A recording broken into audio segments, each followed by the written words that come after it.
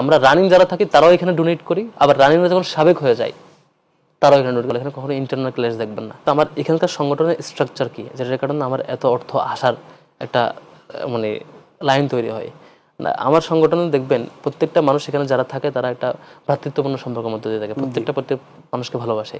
তারপর এখানকার অর্গানাইজেশন পুরোটা সুশৃঙ্খল, এখানে কখনো ইন্টারনাল ক্লাস দেখবেন না।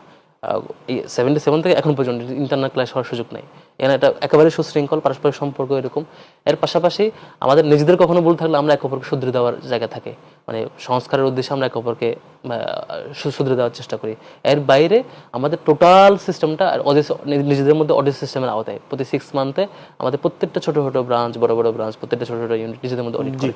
ফলে যেটা হয়, আমরা রানিং যারা থাকি তারাও এখানে ডোনেট করি, আবার রানিং যখন সাবেক হয়ে যায় তারাও এখানে ডোনেট করি। সাপোজ মনে করেন ধরেন যে আমি আমার মাসে ফ্যামিলি থেকে 5,000 টাকা নেই ধরেন, বা একজন শিক্ষার্থী এরকম নেই, সে তো খাওয়া দাওয়া করে বা তার খরচ আছে, ওখান থেকে সে 100 টাকা বা একটা অ্যামাউন্ট তার সাধ্য মতো 500 টাকা তার টিউশন থেকে এখান থেকে একটা অ্যামাউন্ট সে নিজে ডোনেট করে। আমাদের সমর্থক থেকে, কর্মী থেকে শুরু করে সদস্য পর্যন্ত প্রত্যেকটা মানুষ পার মান্থ তাকে দিতেই হয়, এটা বাধ্যতামূলক।